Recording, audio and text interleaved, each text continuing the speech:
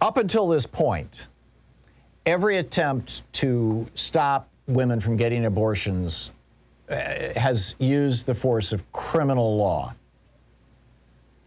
Criminal law, you make something against the law, somebody breaks that law, they go to jail, or they suffer huge fines from the government.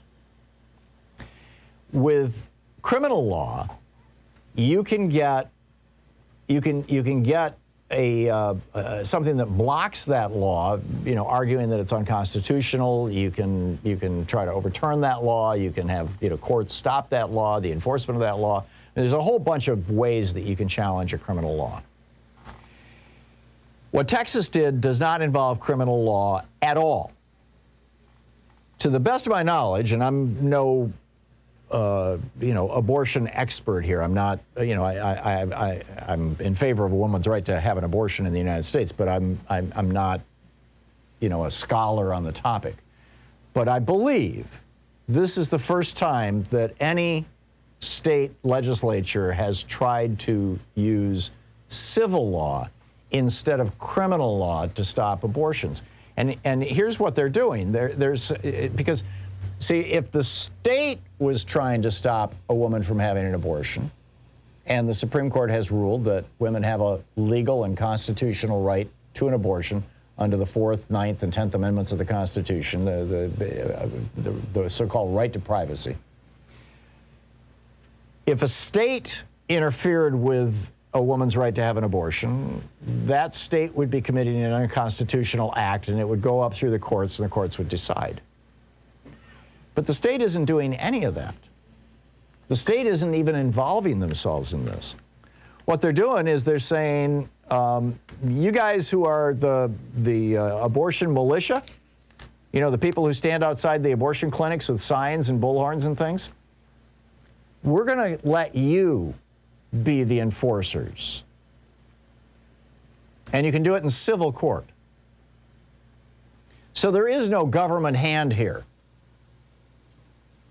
And in fact, they threw this to the Fifth Circuit, and the Fifth Circuit is overseen by Sam Alito on the U.S. Supreme Court, and he scheduled, a hearing for it on, Tuesday of next week, I think it is. But there's just nothing's happening basically so far.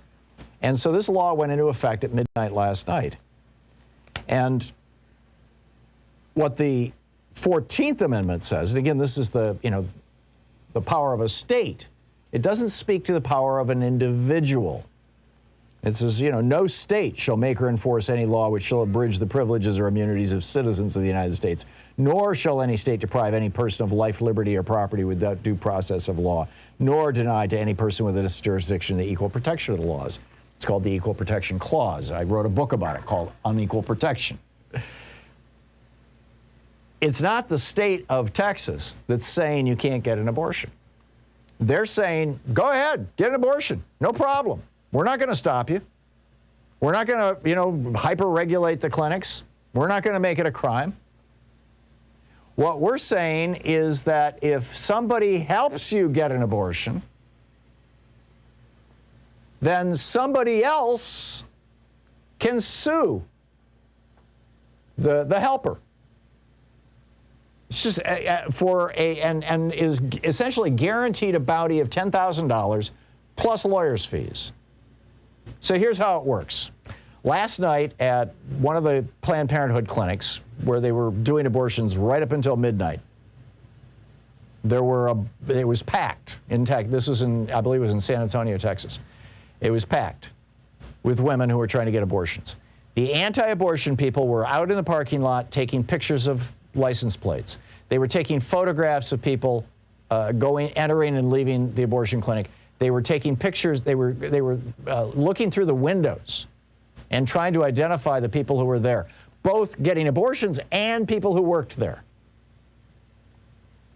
in the expectation that if they continued doing abortions at 1 minute after midnight and they could identify somebody, then just some random, Ralph, who's standing outside with a camera, takes a picture of and here's where it gets wild.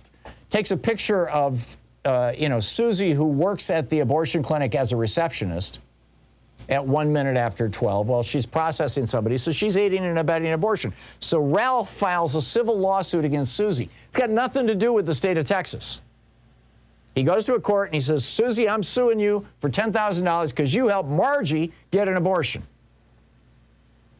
And by the way, you have to pay my lawyer's fees, and my lawyer charges $10,000 an hour.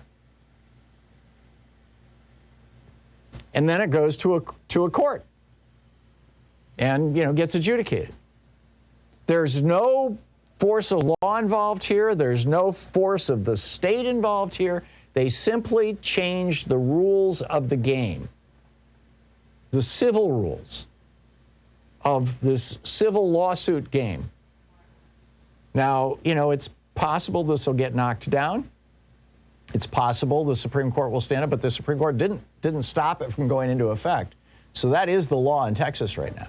And it's so bizarre that, Ralph, who's outside the abortion clinic trying to identify people, he could sue the Uber driver who dropped Margie off.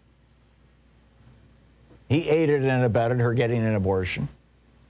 He could sue, some random person, just some act of kindness, somebody, walking out of the clinic and holds the door for Margie. He could sue them, or at least in theory. I mean, again, this hasn't been tested. We don't know how far it goes, but he could sue her husband who packed a lunch for her to take with her, or who drove her to the. I mean, it's just, there's no limit to this. So now you've got what's happening is the anti-abortion groups have already set up websites where you can put anonymous tips. This is a call to vigilantism, or vigilantism, I think it's pronounced. It's not the state. This is vigilante justice.